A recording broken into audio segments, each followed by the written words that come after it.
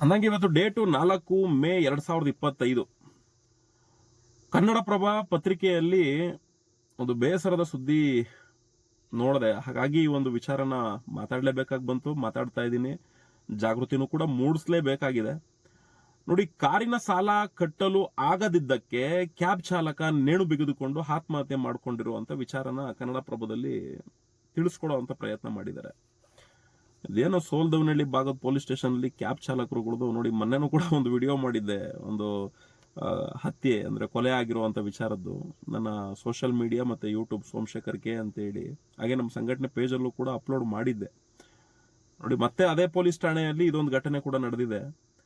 ಕಲಬುರ್ಗಿ ಮೂಲದ ದೇವರಾಜ್, 21 ವರ್ಷ, ಬಹಳ ತುಂಬಾ ಚಿಕ್ಕ ವಯಸ್ಸು.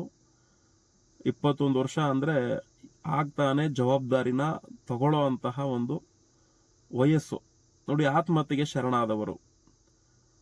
ಪಾಪ ತಂದೆ ತಾಯಿದಿರೋ ಮಕ್ಕಳುಗಳು ನಮ್ಮ ಜೀವನಕ್ಕೆ ಆಗಬೇಕು ಅಂತಾರೆ. ಆದರೆ 21 ವರ್ಷಕ್ಕೆ ತಂದೆ ತಾಯಿದಿರೆ ಮಕ್ಕಳ ಅಂತ್ಯ ಸಂಸ್ಕಾರ ಮಾಡ್ತಾರೆ ಅಂದ್ರೆ ಬೇಸರ ಸಂಗತಿ. ವೃತ್ತಿಯಲ್ಲಿ ಕಾರ್ ಚಾಲಕನಾಗಿದ್ದು ದೇವರಾಜು ಚಿಕ್ಕಬಾಣವಾರದ ಗಣಪತಿ ನಗರದ ಬಾಡಿಗೆ ಮನೆಯಲ್ಲಿ ನೆಲೆಸಿದ್ದರು. ದೇವರಾಜ್ 1 ವರ್ಷದ ಹಿಂದೆ ಬ್ಯಾಂಕಿನಿಂದ ಸಾಲ ಪಡೆದು ಕಾರು ಖರೀದಿಸಿ ಬಾಡಿಗೆಗೆ ಕಾರು ಓಡಿಸಿಕೊಂಡು ಜೀವನ ಮಾಡುತ್ತಿದ್ರು. ದೇವರಾಜ್ ಇತ್ತೀಚೆಗೆ ಸರಿಯಾಗಿ ಬಾಡಿಗೆ ಸಿಗದೆ 2 ತಿಂಗಳಿಂದ ಕಾರಿನ ಸಾಲದ ಕಂತು ಪಾವತಿಸಿರಲಿಲ್ಲ. ಹೀಗಾಗಿ ಬ್ಯಾಂಕ್ನವರು ಸಾಲದ ಬಾಕಿ ಕಂತು ಪಾವತಿಸುವಂತೆ ನೋಟಿಸ್ ಜಾರಿಗೊಳಿಸಿದರು ಎನ್ನಲಾಗಿದೆ. ಬಾಡಿಗೆ ಮನೆಯಲ್ಲೇ ನೇಣು ಬಿಗಿದುಕೊಂಡು ಆತ್ಮಹತ್ಯೆ ಮಾಡಿಕೊಂಡಿದ್ದಾರೆ.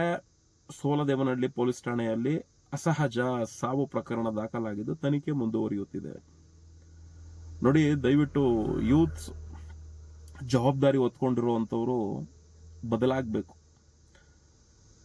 ನೋಡ್ರಿ, ಕೋಟ್ಯಾಂತರ ರೂಪಾಯಿ ಸಾಲ ಮಾಡಿ ರಾಜಾರೋಷವಾಗಿ ಲೈಫ್ನ ಲೀಡ್ ಮಾಡುವಂತವ್ರು ಕೂಡ ಇದ್ದಾರೆ.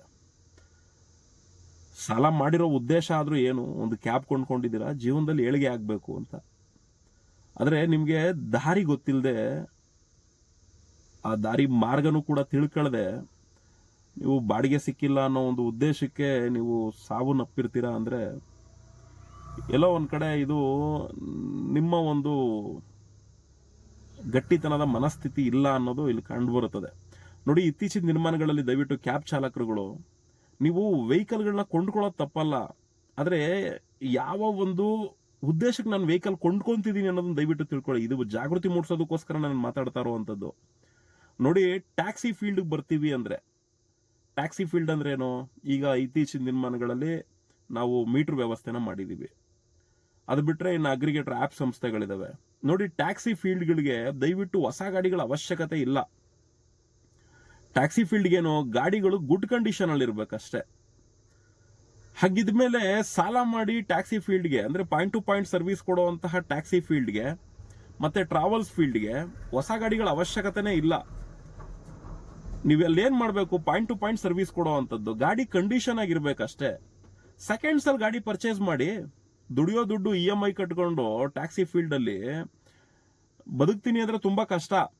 ಟ್ಯಾಕ್ಸಿ ಫೀಲ್ಡ್ಗೆ, ಟ್ರಾವೆಲ್ಸ್ ಫೀಲ್ಡ್ಗೆ ದಯವಿಟ್ಟು ಸೆಕೆಂಡ್ಸ್ ಅಲ್ಲೇ ಗಾಡಿ ತಗೊಳ್ಳಿ. ಆದ್ರೆ ಗುಡ್ ಕಂಡೀಷನ್ ಅಲ್ಲಿ ಇರುವಂತ ರೀತಿಯಲ್ಲಿ ಗಾಡಿನ ಇಟ್ಕೊಂಡು ಅದರಲ್ಲಿ ಸಂಪಾದನೆ ಮಾಡಿ. ನೀವು ಬ್ಯಾಂಕಲ್ಲಿ ಸಾಲ ತಗೊಂಡು ಟ್ಯಾಕ್ಸಿ ಫೀಲ್ಡ್ ಗಾಡಿಗಳು ತಗೊಂಡ್ಬರ್ತೀವಿ ಅಂದ್ರೆ ಹೇಳಕ್ ಬರಲ್ಲ. ಬಿಸ್ನೆಸ್ ಅನ್ನೋದು ಒಂದು ದಿನ ಏರು, ಒಂದು ದಿನ ಪೇರು. ಮತ್ತೆ ಆ್ಯಪ್ ಸಂಸ್ಥೆಗಳಂತೂ ನೋಡಿ, ಮೀಟರ್ನಾದ್ರೂ ಹಾಕೊಂಡು ಜೀವನ ಮಾಡಿದ್ರೆ ಖಂಡಿತ ನೀವು ಚೆನ್ನಾಗಿರ್ತೀರ. ಆದ್ರೆ ನಿಮ್ಗೆ ಅದು ಬೇಕಿಲ್ಲ. ಈ ಆ್ಯಪ್ ಸಂಸ್ಥೆಗಳು ಮೊರೆ ಹೋಗಿ ಈ ಆ್ಯಪ್ ಸಂಸ್ಥೆಗಳು ಅವ್ರು ತೋಚುವಂತ ರೇಟಲ್ಲಿ ನಿಮ್ಗೆ ಕೊಟ್ಟು ನಿಮ್ ಗಾಡಿಗಳಿಗೆ EMI ಕಟ್ಟಕ್ ಆಗದೆ ಇರುವಂತ ಸ್ಥಿತಿಗೆ ತಂದು ನಿಲ್ಲಿಸ್ತಾ ಇದ್ದಾರೆ. ಯಾಕೆಂದ್ರೆ ಅವರು ಸ್ವಂತ ಫ್ಲೀಟ್ಗಳು ಮಾಡ್ಕೊಂಡಿದ್ದಾರೆ, ಅವ್ರದೇ ಆದ ಸ್ವಂತ ಗಾಡಿಗಳು ಇಟ್ಕೊಂಡಿದ್ದಾರೆ. ಮತ್ತೆ ಬೇರೆ ಬೇರೆ ಬಂಡವಾಳಶಾಹಿಗಳು ಅವ್ರದ ಸಂಸ್ಥೆಗಳು ಲಾಸ್ ಆಯ್ತು ಅಂದ್ರೆ ಇಂಥ ಸಂಸ್ಥೆಗಳಿಗೆ ಮರ್ಜ್ ಮಾಡ್ಬಿಡ್ತಾರೆ. ಹಂಗಾಗಿ ಕೆಲವು ಆ್ಯಪ್ ಸಂಸ್ಥೆಗಳಿಗೆ ಏನಾಗಿದೆ, ಅವ್ರದೇ ಆದ ಸ್ವಂತ ಗಾಡಿಗಳು ದಂಡಿಯಾಗಿದ್ದಾವೆ. ಅವರು ಅದನ್ನ ಬೆಳೆಸ್ಕೊಂಡ್ರೆ ಸಾಕಾಗಿದೆ. ಓನರ್ ಕಮ್ ಡ್ರೈವರ್ಸ್ಗಳು ಅವ್ರಿಗೆ ಅವಶ್ಯಕತೆ ಇಲ್ಲ. ಇಲ್ಲಿ ಓನರ್ಸ್ ಕಮ್ ಡ್ರೈವರ್ಸ್ಗಳು ನಮ್ದೇ ಆದ ಒಂದು ಸ್ವಂತ ಪ್ಲಾಟ್ಫಾರ್ಮ್ ರೆಡಿ ಮಾಡ್ಕೊಬೇಕು, ನಮ್ದೇ ಆದ ಒಂದು ಸ್ವಂತ ಪ್ಲಾಟ್ಫಾರ್ಮ್ ಅಲ್ಲಿ ಒಂದು ವ್ಯವಸ್ಥೆನ ರೂಪಿಸ್ಕೊಳ್ಬೇಕು. ಅದಕ್ಕೆ ಓನರ್ ಕಮ್ ಡ್ರೈವರ್ಸ್ಗಳು ಯಾರು ಕೈ ಜೋಡಿಸಲ್ಲ. ಹಂಗಾಗಿ ಏನಾಗ್ತಾ ಇದೆ, ಇನ್ನೊಬ್ರು ಮೇಲೆ ಡಿಪೆಂಡ್ ಆಗಿರೋದ್ರಿಂದ ನೀವು EMIಗಳು ಕಟ್ಟಕ್ಕಾಗದೆ, ಗಾಡಿ ಮೇಂಟೆನೆನ್ಸ್ ಮಾಡಕ್ಕಾಗದೆ, ಜೀವನ ನಡ್ಸಕ್ಕಾಗದೆ ತುಂಬಾ ಗೊಂದಲದಲ್ಲಿ ಜೀವನ ಸಾಗಿಸುವಂತ ರೀತಿಲಿದೆ. ಅಂತ ಸಂದರ್ಭದಲ್ಲಿ ಈ ತರ EMIಗಳು ಕಟ್ಟದೆ ಹೋದಾಗ ಬ್ಯಾಂಕ್ನವರು ಕಿರುಕುಳ ಕೊಟ್ಟಂತ ಸಂದರ್ಭದಲ್ಲಿ ಈ ರೀತಿ ಸಾವುಗಳು ಮಾಡ್ಕೊಳ್ಳೋದು ತಪ್ಪು. ಹಂಗಾಗಿ ಈ ತರ ಘಟನೆಗಳು ಕೂಡ ನಡೀತಾ ಇದಾವೆ. ದಯವಿಟ್ಟು ಆ ರೀತಿಲಿ ಹೋಗ್ಬೇಡಿ. ನೀವು ಫಸ್ಟು ನಾನು ಯಾವ ಒಂದು ವಿಚಾರದಲ್ಲಿ ವೆಹಿಕಲ್ ನ ಕೊಂಡ್ಕೊಂತೀನಿ ಅನ್ನೋದು ಇಂಪಾರ್ಟೆಂಟು. ನೋಡಿ, ಕಂಪ್ನಿಗಳು ಏನ್ ಕಾರ್ಪೊರೇಟ್ ಕಂಪ್ನಿಗಳಿದಾವೆ, ಅಲ್ಲಿ ಏನ್ ಎಂಪ್ಲಾಯಿಗಳನ್ನ ಪಿಕಪ್ ಡ್ರಾಪ್ ಮಾಡ್ತೀರಿ, ಅಂತ ಕಂಪ್ನಿಗಳಲ್ಲಿ ಮಾತ್ರ ನಿಮ್ಗೆ ಹೊಸ ಗಾಡಿಗಳ ಅವಶ್ಯಕತೆ ಇದೆ. ಅದ್ ಬಿಟ್ರೆ ನಿಮ್ಗೆ ಟ್ಯಾಕ್ಸಿ ಫೀಲ್ಡ್ಗೆ ಹೊಸ ಗಾಡಿಗಳು ಏನು ಅವಶ್ಯಕತೆನೇ ಇಲ್ಲ. ದಯವಿಟ್ಟು ಇದನ್ನ ತಿಳ್ಕೊಳ್ಳಿ ಫಸ್ಟ್ ನೀವು.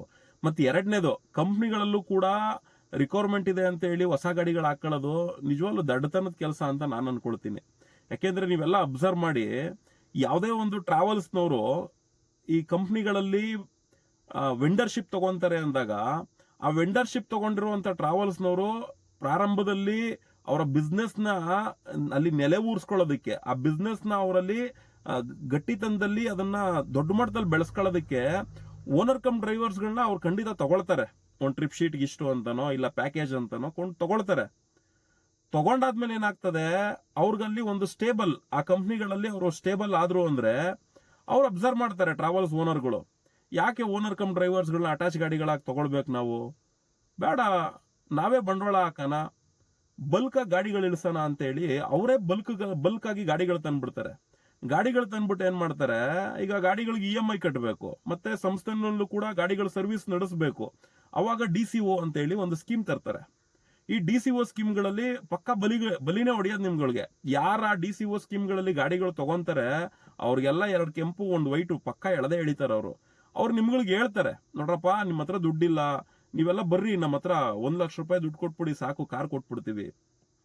ನಿಮ್ಗೆ ಡ್ಯೂಟಿನೂ ನಾವೇ ಕೊಡ್ತೀವಪ್ಪ, EMIಗಳು ನಾವೇ ಕಟ್ಕೊಂಡು ಹೋಗ್ತೀವಿ, ನೀನ್ ಪ್ರತಿ ತಿಂಗಳು ಮಾಡೋ ಡ್ಯೂಟಿಯಲ್ಲಿ EMI ಕಟ್ಬಿಟ್ಟು ಇನ್ನ ಉಳಿಯೋ ಅಂತ ದುಡ್ಡು ನಿನ್ನ ಅಕೌಂಟ್ಗೆ ಕೊಟ್ಬಿಡ್ತೀವಿ, 4 ವರ್ಷ 5 ವರ್ಷ ಓಡಿಸ್ಕೋ, ಗಾಡಿ ಸ್ವಂತ ಆಗ್ಬಿಡ್ತದ ನಿಂದು ಅಂತೇಳಿ ಈ ತರ ನಂಬಿಸ್ತಾರೆ. ಹಂಗಾಗಿ DCO ಸ್ಕೀಮ್ಗಳಂತನೂ ಕೂಡ ಮಾಡ್ಕೊಂಡು ಎಷ್ಟೋ ಜನ ಚಾಲಕರುಗಳನ್ನ ಗಾಡಿಗಳು ಕೊಡದೆ ಮೋಸ ಮಾಡಿರುವಂತದ್ದು, ಡೌನ್ ಪೇಮೆಂಟ್ಗಳು ಕೊಡದೆ ಅವ್ರಿಗೆ ಅನ್ಯಾಯ ಮಾಡಿರುವಂತದ್ದು ತುಂಬಾ ಇದಾವೆ. ಹಾಗಾಗಿ ಚಾಲಕರು ವರ್ಗದಲ್ಲಿರುವಂತವ್ರು ಸಾಧ್ಯ ಆದಷ್ಟು ನೀವು ಗಾಡಿಗಳು ಹಾಕೊಳ್ಬೇಕಾದ್ರೆ ನಾವು ಹೊಸ ಗಾಡಿ ಹಾಕೊಂಡ್ರೆ ಎಲ್ಲೋಗಿ ಅಟ್ಯಾಚ್ಮೆಂಟ್ ಮಾಡ್ಕೊಳ್ಬೇಕು. ಮತ್ತೆ ಅಂತ ಟ್ರಾವೆಲ್ಸ್ DCO ಸ್ಕೀಮ್ಗಳಲ್ಲಿ ಗಾಡಿಗಳನ್ನ ಇಟ್ಕೊಂಡು ರನ್ ಮಾಡ್ತಿರುವಂತ ಟ್ರಾವೆಲ್ಸ್ಗಳಲ್ಲಿ ಓನರ್ ಕಮ್ ಡ್ರೈವರ್ಗಳು ನೆಲೆ ಊರಕ್ ಸಾಧ್ಯ ಇಲ್ಲ. ಅಂತವ್ರನ್ನ ಆದಷ್ಟು ಬೇಗ ತೆಗೆದಾಕ್ಬಿಡ್ತಾರೆ. ಮತ್ತೆ ಈ ಕಾಲ್ ಸೆಂಟರ್ಗಳಲ್ಲಿ ಏನ್ ಟ್ರಾವೆಲ್ಸ್ಗಳು ಇರ್ತವೆ, ಅವರು ಓನರ್ ಕಮ್ ಡ್ರೈವರ್ಸ್ಗಳು ಉದ್ಧಾರ ಆಗೋದಕ್ಕೆ ಅವ್ರು ಬಿಡೋದಿಲ್ಲ. ಯಾಕೆಂದ್ರೆ ಅವ್ರದ್ದು ಒಂದು ಟಾರ್ಗೆಟ್ ಇರುತ್ತೆ, ಇವನ್ಗೆ ತಿಂಗಳಿಗೆ ಇಷ್ಟೇ ಸಂಪಾದನೆ ಕೊಡ್ಬೇಕು, ನಾವು ಇದ್ರ ಮೇಲೆ ಜಾಸ್ತಿ ಕೊಡಬಾರ್ದು.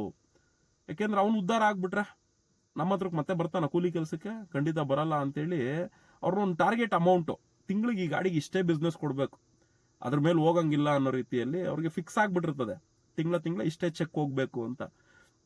ನೋಡಿ, ಈ ರೀತಿ ಒಳಸಂಚೆಲ್ಲ ಇರ್ತದೆ. ಅದು ಓನರ್ ಕಮ್ ಡ್ರೈವರ್ಸ್ಗಳಿಗೆ ಗೊತ್ತೇ ಇರೋದಿಲ್ಲ, ಈ ರೀತಿ ಎಲ್ಲ ಒಳಸಂಚುಗಳು ಈ ಟ್ರಾವೆಲ್ಸ್ನವ್ರು ನಡೆಸ್ತಿರ್ತಾರ ಅಂತ. ಆದ್ರೆ ಟ್ರಾವೆಲ್ಸ್ನವ್ರಿಗೆ ಏನಾಗಿದೆ, ನಮ್ದೇ ಸ್ವಂತ ಗಾಡಿಗಳಾಗ್ಬೇಕು. ಈ ಡ್ರೈವರ್ಸ್ಗಳು ಅನ್ಕೊಂಡಿರೋರು ಎಷ್ಟು ಜನ ಇದಾರೆ, ಇವ್ರು ಯಾವತ್ತೇ ಆಗ್ಲಿ ಓನರ್ ಕಮ್ ಡ್ರೈವರ್ಸ್ಗಳಾಗಿ ಉದ್ಧಾರ ಆಗಬಾರ್ದು. ಇವ್ರು ಏನಿದ್ರು ನಮ್ಮಂತ ಟ್ರಾವೆಲ್ಸ್ ದಲ್ಲಿರುವಂತ ಗಾಡಿಗಳಿಗೆ ಡ್ರೈವರ್ ಕೆಲ್ಸಕ್ಕೆ ಬರಬೇಕು ಅನ್ನೋದನ್ನ ಮಾತ್ರನೇ ಇವ್ರು ನಿರೀಕ್ಷೆಯಲ್ಲಿ ಇಟ್ಕೊಂತಾ ಇರ್ತಾರೆ. ಯಾಕೆಂದ್ರೆ ಅವ್ರು ಉದ್ಧಾರ ಆಗೋದನ್ನ ಮಾತ್ರ ನೋಡ್ತಾರೆ, ಅವ್ರು ಚೆನ್ನಾಗಿರೋದನ್ನ ಮಾತ್ರ ನೋಡ್ತಾರೆ, ಡ್ರೈವರ್ಸ್ಗಳು ಉದ್ಧಾರ ಆಗಬಾರ್ದು ಅನ್ನೋ ಒಂದು ಮನಸ್ಥಿತಿ. ಹಾಗಾಗಿ ಟ್ರಾವೆಲ್ಸ್ಗಳನ್ನ ನಂಬ್ಕೊಂಡು ದಯವಿಟ್ಟು ಹೊಸ ಗಾಡಿಗಳನ್ನ ಹಾಕಕ್ ಹೋಗ್ಬೇಡಿ. ನೀವು ದುಡಿಮೆ ಮಾಡ್ಬೇಕಾ, ನೀವು ಚೆನ್ನಾಗಿ ಅರ್ನಿಂಗ್ ಮಾಡಬೇಕು, ನಾವು ಸಿರಿವಂತರ ತರ ನಾವು ಸಿರಿವಂತರುಗಳಾಗಬೇಕು ಅಂದ್ರೆ ಸೆಕೆಂಡ್ಸ್ ಅಲ್ಲಿ ಗಾಡಿಗಳು ತಗೊಳ್ಳಿ, ಕಂಡೀಷನ್ ಆಗಿ ರೆಡಿ ಮಾಡಿಸ್ಕೊಳ್ಳಿ. ಸುಮ್ಮನೆ EMI ಕಟ್ಟೋ ದುಡ್ಡಲ್ಲಿ ನಿಮ್ಗೆ ಇಲ್ಲಿ ಗಾಡಿ ನೀಟಾಗಿ ರೆಡಿ ಮಾಡಿಸಿಟ್ಕೊಂಡ್ಬಿಟ್ರೆ ನಿಮ್ಗೆ ಅಲ್ಲೇ ದುಡ್ಡು ಸೇವ್ ಆಗ್ಬಿಡ್ತದೆ. ಪಾಯಿಂಟ್ ಟು ಪಾಯಿಂಟ್ ಸರ್ವಿಸ್ ಅಲ್ವಾ, ಟ್ಯಾಕ್ಸಿ ಸರ್ವಿಸ್ ಕೊಡಿ. ನೋಡಿ, ಮೀಟರ್ ಇದೆ, ಮೀಟರ್ ಹಾಕೊಳ್ಳಿ, ನಗರ ಮೀಟರ್ ಆ್ಯಪ್ ಇದೆ, ಆ್ಯಪನ್ನು ಬಳಸ್ಕೊಳ್ಳಿ, ಸರ್ಕಾರ ಕೊಡೋ ರೇಟ್ ಇದೆ ಅದನ್ನ ಪಡ್ಕೊಳ್ಳಿ, ಮೀಟರ್ ಸರ್ವಿಸ್ನ ನೀವು ಸ್ಥಿರವಾಗಿ ಇಟ್ಕೊಳ್ಳಿ. ಸುಮ್ಮನೆ ಆ್ಯಪ್ ಸಂಸ್ಥೆಗಳನ್ನೂ ನೀವು ಬೆಳೆಸ್ತಿದ್ದೀರಾ, ಅವ್ರುಗಳೆಲ್ಲ ನೋಡಿ, ಈಗ ನಿಮ್ಗೆ ಗೊತ್ತಿರಲಿ ಪೋರ್ಟರ್ ಅಂತ ಹೇಳಿ, ನಿನ್ನೆನೂ ಕೂಡ ಅದ್ರದ್ದೊಂದು ಆಡಿಯೋ ನನ್ನ ಯೂಟ್ಯೂಬ್ನಲ್ಲಿ ಅಪ್ಲೋಡ್ ಮಾಡಿದೆ, ನೀವು ನೋಡಿದ್ರೆ ಗೊತ್ತಾಗ್ತದೆ. ಅವರೆಲ್ಲ ಸ್ವಂತ ಗಾಡಿಗಳಾಗೋವರೆಗೂ ಓನರ್ ಕಮ್ ಡ್ರೈವರ್ಸ್ಗಳನ್ನ ಬಳಸ್ಕೊಂಡ್ರು.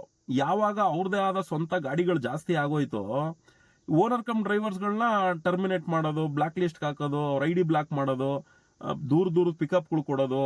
ಅವ್ನು ಓನರ್ ಕಮ್ ಡ್ರೈವರ್ ದುಡಿಬಾರ್ದು, ದೂರ ಪಿಕಪ್ ಕೊಟ್ರೆ ಹೋದ್ರು ಲಾಸು, ಅವ್ನು ಪಿಕಪ್ ಮಾಡಕ್ ಹೋಗ್ತಿದಂಗೆ ಕ್ಯಾನ್ಸಲ್ಗಳಾಗೋದು, ಈ ತರ ಹಲವಾರು ಘಟನೆಗಳು ಓನರ್ ಕಮ್ ಡ್ರೈವರ್ಸ್ಗಳಿಗೆ ಅಷ್ಟು ಟಾರ್ಚರ್ಗಳನ್ನ ಕೊಟ್ಟು ಅವನೇನ್ ಮಾಡಿರ್ತಾನೆ, ಸಾಲ ಮಾಡಿ ಇದೊಂದು ಸಂಸ್ಥೆ ಇದೆರಪ್ಪ ಅಂತ ಹೇಳಿ ನಂಬ್ಕೊಂಡು ಗಾಡಿ ತಗೊಂಡ್ಬಿಟ್ಟಿರ್ತಾನೆ. ಅವ್ರು ಆ ತರ ತೊಂದರೆ ಕೊಟ್ಟಾಗ ಏನಾಗ್ತದೆ, ಅವ್ನು EMI ಕಟ್ಟಕ್ಕೂ ಕೂಡ ಆಗಲ್ಲ, ಗಾಡಿ ಡಾಕ್ಯುಮೆಂಟ್ ದುಡ್ಡು ಹೊಂಚಕ್ಕೂ ಕೂಡ ಆಗಲ್ಲ. ಹಂಗಾಗಿ ಈ ಆಪ್ ಸಂಸ್ಥೆಗಳೆಲ್ಲ ಏನು ಅಂದ್ರೆ ಬೆಳೆಯೋವರೆಗೂ ಮಾತ್ರ, ಅವ್ರು ಬೆಳೆದಾದ್ಮೇಲೆ ಏನ್ ಮಾಡ್ತಾರೆ, ಅವ್ರದೇ ಆದ ಒಂದು ಸ್ವಂತ ವ್ಯವಸ್ಥೆನ ಸೃಷ್ಟಿ ಮಾಡ್ಕೊಂತಾರೆ. ಈ ಓನರ್ಸ್ ಕಮ್ ಡ್ರೈವರ್ಸ್ಗಳನ್ನ ಎಷ್ಟು ಜನ ಬಳಸ್ಕೊಂಡಿರ್ತಾರೆ, ಅವ್ರನ್ನೆಲ್ಲ ಹಂತವಾಗಿ ಸರ್ವನಾಶ ಮಾಡುವಂತ ಕೆಲಸಕ್ಕೆ ಅವ್ರು ಮುಂದಾಗೋದು. ಹಾಗಾಗಿ ದಯವಿಟ್ಟು ನಮ್ಮ ಕನ್ನಡಿಗರು, ಎದರಲ್ಲೂ ನಮ್ಮ ಕರ್ನಾಟಕದಲ್ಲಿರುವಂತ ಚಾಲಕ ವರ್ಗದವರು ನಮ್ದೇ ಆದ ಒಂದು ಸ್ವಂತ ಪ್ಲಾಟ್ಫಾರ್ಮ್ ಇಟ್ಕೊಂಡಿರ್ಬೇಕು. ಈಗ ಅಭಿವೃದ್ಧಿ ಪಡಿಸ್ತಾ ಇದೀವಿ, ಎಲ್ಲರೂ ಕೂಡ ಕೈ ಜೋಡಿಸಿ. ಇದೆಲ್ಲ ಸಾವಲ್ರಿ, 21 ವರ್ಷಕ್ಕೆ ಇದು ಬಾಳಿ ಬದುಕುವಂತ ಏಜು. ಈ ಏಜ್ ಅಲ್ಲಿ ಇನ್ನೂ ನೀವು ಸಾಧನೆ ಮಾಡುವಂಥದ್ದು, ನಿಮ್ ಜೀವನ ರೂಪಿಸ್ಕೊಳ್ಳುವಂತ ಸಾಧನೆ ಮಾಡೋದೇ ದೊಡ್ಡದಾಗಿರುತ್ತೆ. ಇದರಲ್ಲಿ ಇಂಥ ಸಣ್ಣ ಪುಟ್ಟ ವಿಚಾರಕ್ಕೆಲ್ಲ ಸತ್ತೋಗ್ತಾರೆ ಅಂದ್ರೆ ತುಂಬಾ ಕಷ್ಟ. ಯಾಕಂದ್ರೆ ಎಂತೆಂತ ಕೋಟ್ಯಾಂತರ ರೂಪಾಯಿ ಸಾಲ ಮಾಡಿ ಲೂಟಿ ಹೊಡಿತಿರೋರೆ ರಾಜಾರೋಷ ಬದುಕೊಂಡು ಚೆನ್ನಾಗಿರ್ತಾರೆ. ಅಂಥದ್ರಲ್ಲಿ ಬ್ಯಾಂಕಲ್ಲಿ ಸಾಲ ತಗೊಂಡಿರೋದಂತೆ, ಆ ಸಾಲದ 2 EMI ಕಟ್ಟಿಲ್ಲ ಅಂತ ಹೇಳಿ ಸತ್ತೋಗೋದಂತೆ. ಫಸ್ಟು ನಾವು ವೆಹಿಕಲ್ ಫೀಲ್ಡ್ಗೆ ಬರ್ತೀವಿ ಅಂದ್ರೆ ನಾವು ಯಾವ ಒಂದು ಮಾರ್ಗದಲ್ಲಿ ಹೋಗ್ತೀವಿ, ಆ ಹೋಗುವಂತ ಮಾರ್ಗಕ್ಕೆ ನಾವು ಯಾವ ವೆಹಿಕಲ್ನ ತಗೊಳ್ಬೇಕು, ಮತ್ತೆ ನಾವು ಹೋಗುವಂತ ದಾರಿಯಲ್ಲಿ ಏನೇನ ನಾವು ಅಳವಡಿಸ್ಕೊಂಡು ಹೋಗ್ಬೇಕು ಅನ್ನೋದನ್ನ ತಿಳ್ಕೊಳ್ಬೇಕು. ಸುಮ್ಮನೆ ಹೊಸ ವೆಹಿಕಲ್ ಅವಶ್ಯಕತೆ ಇಲ್ರಿ. ಯಾವ ಫೀಲ್ಡ್ಗೆ ಹೊಸ ವೆಹಿಕಲ್ ಬೇಕೋ ಅದನ್ನ ನೋಡಿ, ಆ ಫೀಲ್ಡಲ್ಲೂ ನಾವು ನೆಲೆ ಊರ್ತೀವೋ ಅನ್ನೋದನ್ನ ನೋಡಿ. ನೆಲೆ ಊರಲ್ಲ ಅಂದ್ರೆ ಅಲ್ಲೂ ನೀವು ಹೊಸ ವೆಹಿಕಲ್ಗಳು ಹಾಕೊಂಡು ಕಷ್ಟಕ್ಕೆ ಸಿಲ್ಕೋದು. ಸೊ ಯೋಚನೆ ಮಾಡಿ ಮುಂದುವರಿರಿ. ಯಾಕೆ ಅಂದ್ರೆ ಇದು ಕಲಿಯುಗ, ಇದು ಪಾಪಿಗಳ ಲೋಕ. ಇಲ್ಲೇನಿದ್ರು ಸ್ವಾರ್ಥಕ್ಕೆ ಮಾತ್ರ ಬದುಕು. ಸ್ವಾರ್ಥದಿಂದ ಇಲ್ಲಿ ಯಾರು ಬದುಕ್ತಾ ಇರ್ತಾರೆ ಅಂಥವ್ರೆ ಇಲ್ಲಿ ಜೀವನದಲ್ಲಿ ಉದ್ಧಾರ ಆಗುವಂಥದ್ದು. ಒಳ್ಳೇದಾಗಬೇಕು, ಒಳ್ಳೆ ರೀತಿಲಿ ಬದುಕಬೇಕು, ನಾವು ಒಳ್ಳೆ ರೀತಿಲಿ ಹಂಗಾಗ್ಬೇಕು ಹಿಂಗಾಗ್ಬೇಕು ಅನ್ಕೊಂಡೋದ್ರೆ ಇಲ್ಲಿ ಒಳ್ಳೆತನಕ್ಕೆ ಕಾಲ ಇಲ್ಲ. ಹಂಗಾಗಿ ಸಾಧ್ಯ ಆದಷ್ಟು ಒಳ್ಳೆ ಮನಸ್ಥಿತಿ ಇರುವಂತ ಜನಗಳು ಯಾವ ದಾರಿಲಿ ಹೋಗ್ಬೇಕು ಅನ್ನೋದನ್ನ ತಿಳ್ಕೊಳ್ಳಿ. ಈ ನ್ಯೂಸ್ ನೋಡಿ ಬೇಜಾರಾಯ್ತು, ಹಂಗಾಗಿ ಈ ಒಂದು ವಿಡಿಯೋ ಮಾಡಕ್ಕೆ ಬಂತು. ಹಾಗೆ ಈ ಒಂದು ವಿಡಿಯೋನ ಅಪ್ಲೋಡ್ ಮಾಡೋದ್ರಿಂದ ಕೆಲವರೆಲ್ಲ ಜಾಗೃತಿ ಆಗ್ಲಿ ಅನ್ನೋ ಉದ್ದೇಶದಿಂದ ಈ ಒಂದು ವಿಡಿಯೋ ಮಾಡಾಕ್ತಾ ಇರೋದು. ವಿಡಿಯೋ ನೋಡಿದಂತ ಎಲ್ರಿಗೂ ಕೂಡ ಹೃದಯಪೂರ್ವಕ ಧನ್ಯವಾದಗಳು.